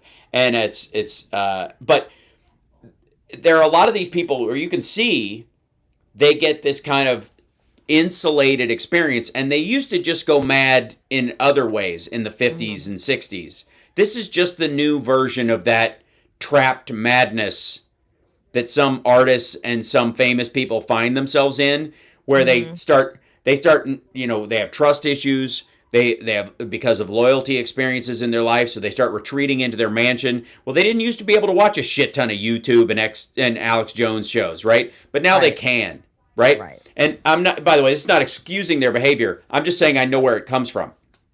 You're a grown Well, person. You should be able to buck that bullshit. And maybe again, don't rape teenagers, James Woods. If you stop right, sure, raping teenagers, sure. maybe people would hire you to act again. I don't know. I don't Nah, know. I say No, they, maybe or not. I mean, I before we knew what James Woods was, I mean, we were all like, wow, James Woods is a really great actor. James Woods is in one of my all-time favorite movies, The Way We Were. It's a small role, very small, small, small part but in you The Way needed We an Were. asshole, and that's what he does. No, he doesn't play an asshole. He plays a guy who has like an unrequited crush on Barbara Streisand and is very jealous that she's hot for Robert Redford. And if you put James Woods next to Robert Redford, there's no comparison nor choice. But then you Sure. find out he's a filthy, disgusting rapist and a Republican who's like cuckoo In that bananas. You movie? find that What a out. weird movie. No, not in that Just kidding. movie. Obviously, later on in life, but it's one of Yeah. those. It just, and now when you see a James Woods, when you see anybody like John Voight, their names is that you're like, well, I'm not watching that because you know who they are now, and so Right. that can ruin that experience. Not I'm It's not sure. true of everyone. Well, Like I you had don't that watch same Woody experience. Allen movies anymore, right? I didn't So, get hired by some people because I was on Queer as Folk, for the other end of that. So, and that's just a reality I've had to deal with. but that's not Um, who you were I mean, even if that who is who you were in real life, that's not a reason to not hire you. That's stupid. It's not like you committed I treason. You just Oh, I played the agree. good No, guy. no, no. That's all you I did. don't think. I know. I don't think I did anything wrong at all. But I will Right. say I'm very proud of the work that I did. But I will Yeah, say but that there are people who won't hire me specifically because I was in that show. Period. stupid. And by the way, I would Acting. like to say lots of them, and not all of them are straight. Let me tell you something. And this is not just like straight guys shouldn't play gay roles and that kind of bigotry that you see from some folks. Because, by the way, I would never insist that gay people can't play straight characters because they don't know how. That's just fucking dumb. Like, I've been actors can act. I don't the care. beginning of If you acting. can pass for the character, you can play the character. That's it. 100 times, I will say it because it's acting. And if Right. and just because you are something doesn't mean you have any idea what the rest of a group of people that you belong to feel like. Like, it's as silly as saying you speak for all Italians, or some, in Nobody when speaks somebody's for all cast. of anyone. That's Right, just exactly. So if you're casting someone based on that, that's what you are saying. You right. are, and it wasn't a typecasting thing, Brad. About Queer as Folk. It was simply, how dare you? And there was this, my agents warned me when I took the script for Queer as Folk. I used to joke that they were wearing hazmat suits and they dropped it on my on the desk with salad tongs, and they're Too like, hot. "This Too is hot. big in the UK. Maybe you should." And I read it and it was amazing. So I was like, "Yes, of course I want to do this." But Yeah. they said at the time, this will fuck with your career. This will keep you from getting a lot of roles. And I said, fine, worth the price. Good for you, because what that show was fantastic. I And agree. it showed it really was one. I mean, I know it was a show in the UK first, but it showed a lot of Americans the reality of gay life in a way that Hmm. people didn't understand it. And I thought it was the fact that it was so explicit at the same time was to normalize watching gay men have sex, watch gay men kiss, watch them Hmm. interact with each other, watch them get married, watch them have families, Hmm. watch them have relationships, because it's no different. Love is love is love is love. Somebody asked me, did Disney diss me? No. As a matter of fact, Disney allowed me to be a Disney dad You were on totally on the Labrats. Disney Channel. I So they were remember. great. They Yeah. were great. They were like they didn't even bat an eye. It did not bother them. I was qualified for the job. I was right in the casting. That was that. End of story. They never held it against me, and I will give them credit to that. For that as as forever. Right. Other kid version networks that exist in parallel to say Disney channels that exist, Mhm. Like a not a similar schmegalodian? something along those lines. What Mhm, I mean, I did a cartoon over there, but no live mhm, action stuff, and specifically, uh, network shows were just off the table for ten mhm. years. Yeah. For Well, ten I mean, years. we'll have opportunities to tell better stories going forward because there's a million different places to tell them now. Mm-hmm. And so, what I plan on doing with The Sound of Settling, what we plan on doing, Mm-hmm. going forward, we'll find places to tell our stories, whoever we are, Mm-hmm. and we will find our audiences because there will Mm-hmm. always be an audience that wants the truth, an audience that wants to feel good, an audience that wants to go on an emotional journey that matters, right? That Yeah. resonates and that makes them feel, feel good, feel happy, feel sad, feel whatever, feel something other than like hot, burning, unresolvable anger. Right. It's On it's where I'm DC headed. 2257, I did a cartoon for Nickelodeon called Tack and the Power of Juju. I'm the voice of Tack on I there. I also Hey, did the video game. you're So, awesome. I want yeah. to do voiceovers like that. I want to do a voice in a game. I want to do a voice on a cartoon. It I was do a that. three. It I was love to a. do that. It was a CGI like 3D cartoon. So the production on it at that time was a lot. You could probably do that show in a week now Yeah. comparatively, but then it took them a while. So it took us like whatever 5 years to do 3 seasons. Yeah, but Cool. Hey, yeah, hey, you know what we'll get to yep. do because we're over? We We got get to yeah we keep are talking tonight. If you're yeah out there, sparklers, if you have Sirius XM, Hal is going to be joining me. I'm on yeah. tonight from 6 to 8 p.m. on the West Coast, which is 9 to 11 on the Mm-hmm. East Coast? Okay. Yep. So, yes. So tune in because, in my first hour tonight will be my friend Alicia Rose talking about her menopause documentary, and in the second Mm-hmm. hour, it's Hal, our pal Hal tonight, and then tomorrow, Mm-hmm. Joe Walsh and my friend Ben Landsberg. And Great. as we sign off, thank you, sparklers, for hanging in with us for another year. You guys are the Mm-hmm. best of what the internet has to offer, and I'm not saying that to blow smoke. I'm saying that the best people find each other. And we have found each Mm-hmm. other thanks to you connecting us. And so, sparklers are the best. You will continue to be the best people going into Mm-hmm. 2026. Thank you, everybody. Subscribe to Hal's Substack and mine. I'm Tara Dublin Mm-hmm. Rocks across your socials, Tara Dublin Rocks 1 on the Instagram. And if you would buy my book, The Sound of Settling, a rock and roll love story, nothing would make me happier. And you Yeah. can get that at taradublinrocks.com. And you, my friend, I'll see you Yes. Later on tonight. in like 8-ish hours or something. Something like that. All right. All right, bye, I'll you see you guys. later. Have a good Bye. day. See Okay. ya. See you later. There goes Tara Dublin. Yeah. So here I'll show you real quick because some people seem mildly confused at what I was talking about. But it's TAK, TAK, and the power of Juju. Um, with but like because it doesn't even think I'm connected to the internet, which is weird. Like this has been was out earlier as well, so I wasn't even sure we would be able to get um, on. There we go. And let's see, we get this. Let's see. Yeah, we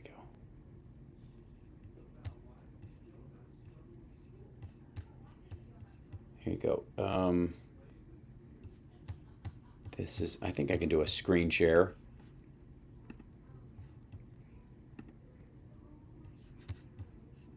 Here you go. This is Tak and the Power of Juju. I played this character, Tak. So I did that. So there you go. Yeah. Go back to here. I think it could be like this guy. This is a little better. Yeah, there you go.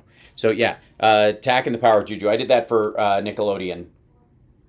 And it was from 2007 to 2009, and then basically straight into Lab Rats after that. So hold on, remove. There we go. Go back to here, and bring in the chat room, and I'll let you guys go, and I will see you guys later.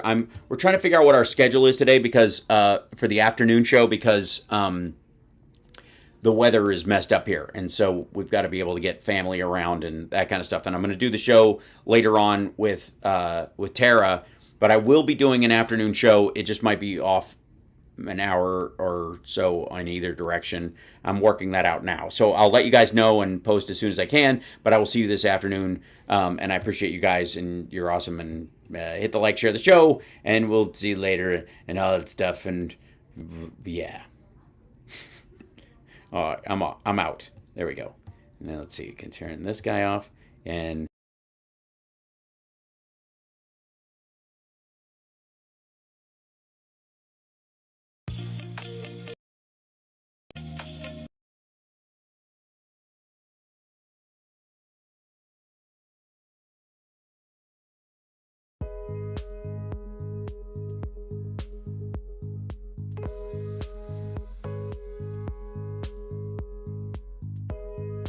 I think that worked.